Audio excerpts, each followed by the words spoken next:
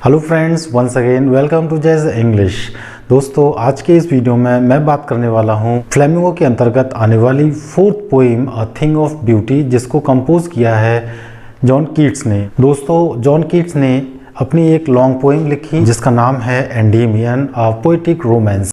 उसी पोइम में से ये एक छोटा सा पार्ट इस पोइम के रूप में इस बुक में दिया गया है। इस पोइम में पोइट ने रोमांटिसिज्म के विषय में बात की है। कीट्स ने इस पोइम में प्रकृति के प्रति अपने प्रेम को जाहिर किया है। तो friends, let us start the poem and explain the poem line to line in detail. A thing of beauty is a joy forever. According to poet, a thing of beauty is a joy forever. मतलब thing of beauty जो होती है वो हमेशा ही खुशी देती है, आनंद देती है। It's loveliness increases. इसका जो चार्म है ये बढ़ता चला जाता है, but will never pass into nothingness. बल्कि खत्म नहीं होता है, बढ़ता ही चला जाता है। But will keep about quiet for us.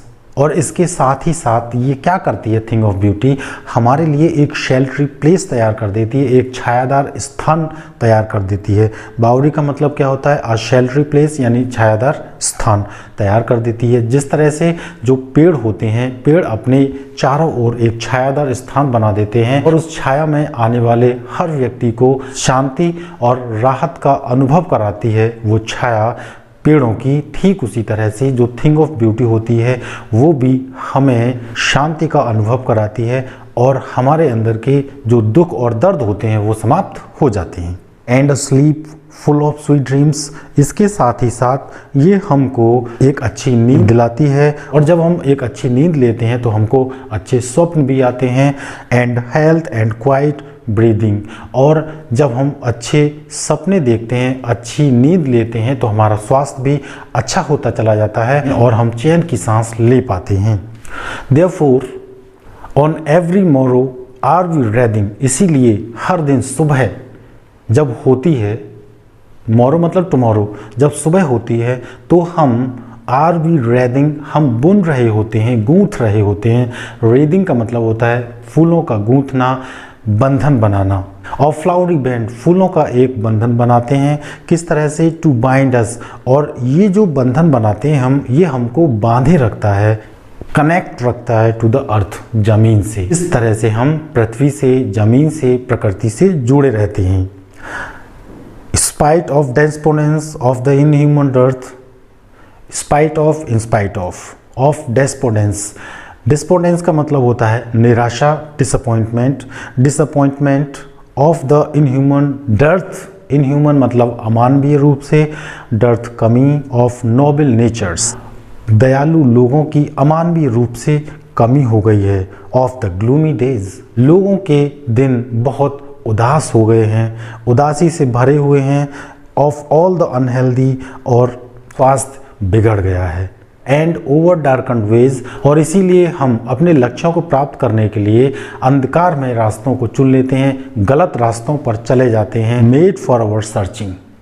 हमारी जो खोज होती हैं, हमारे जो लक्ष्य होते हैं, हमारे जो उद्देश्य होते हैं, उनको प्राप्त करने के लिए जब हम दुखी होते हैं, परेशान होते हैं, चिंतित होते हैं, तो क्या होता है कि हम गलत रास्ते अख्तियार कर लेते हैं। यस, और हाँ, इन स्पाइट ऑफ ऑल, इन सब के बावजूद भी क्या होता है? Some shape of beauty moves away the pall from our spirits. हमारे आत्मा पे, हमारे मन मस्तिष्क पे जो अंधकार में बादल छा जाते हैं, एक अंधकार का आवरण पड़ जाता है, ये जो थिंग ऑफ ब्यूटी होती है उस आवरण को हटा देती है, रिमूव कर देती है।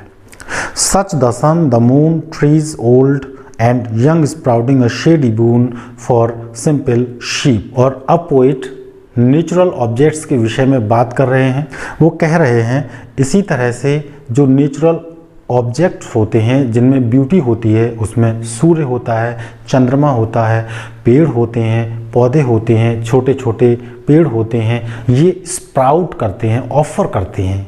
क्या ऑफर करते हैं? अ शेडी बून, एक ब्लेसिंग। किसकी ब्लेसिंग? छाया की, एक शेल्टरी प्लेस की ब्लेसिंग ऑफर करते हैं हर एक के लिए ऑफन करते हैं। फॉर सिंपल शीप, यहाँ सिंपल शीप का पोइट ने जो इस्तेमाल किया है, इसका मतलब है कि पेड़ों की छांव के नीचे कोई भी साधारण से साधारण व्यक्ति भी आकर के बैठे तो वो भी अपने आप को राहत महसूस करेगा। And such are daffodils green world they live in.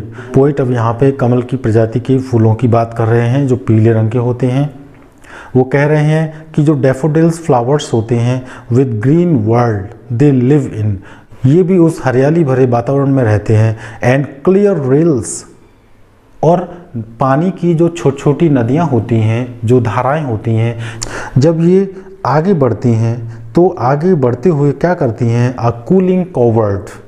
Covert का मतलब शेल्टरी प्लेस होता है, शेल्टर्ड प्लेस होता है, ठंडे झुरमुट वाला स्थान होता है।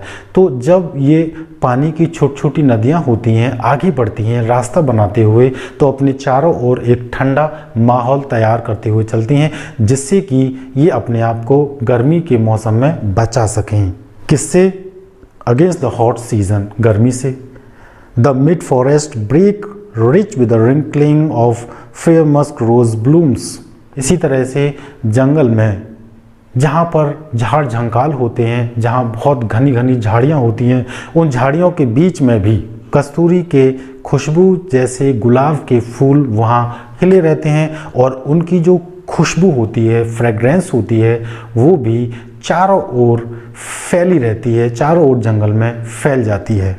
अब पोइट नेक्स्ट ब्यूटी के विषय में बात कर रहे हैं। And such too is the grandeur of the dooms we have imagined for the mighty dead.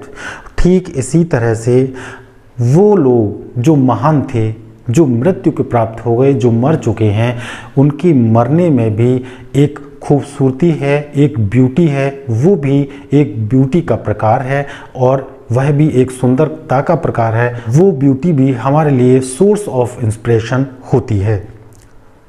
All lovely tales that we have heard or read, ये सभी कहानियाँ, किस्से जो हमने सुनी हैं और पढ़ी हैं, वो क्या हैं? वो भी an endless mountain of immortal drink, वो भी अमृत के समान पेय पदार्थ जैसे फव्वारा हैं।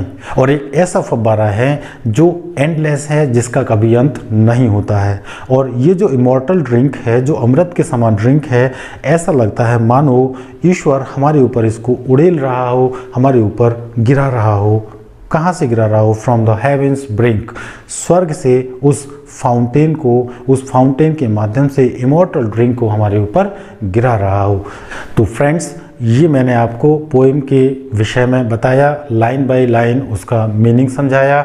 अगर फिर भी किसी भी प्रकार का कोई क्वेश्चन आपके माइंड में है तो आप कमेंट बॉक्स में कमेंट करके पूछ सकते हैं। You will get an answer definitely. Friends, आशा करता हूँ आज की ये जानकारी आपको अच्छी लगी होगी, और यदि आपको ये जानकारी अच्छी लगी हो तो आप इस वीडियो को लाइक कर सकते हैं, शेयर कर सकते हैं, और साथ ही साथ यदि आप चैनल पर पहली बार विजिट कर रहे हैं तो इस चैनल को सब्सक्राइब भी कर सकते हैं, और बेल नोटिफिकेशन ऑन करने के साथ ऑल को सेलेक्ट कर लें, जिससे कि आपको मेरे आने वाले हर वीडियो की नोटिफिकेशन मिलती रहे। तो फ्रेंड्स, आज के इस वीडियो में इतना ही। फिर मिलते हैं हम नेक्स्ट वीडियो में नेक्स्ट पोएम के साथ। तब तक के लिए मैं आपसे विदा लेता हूँ।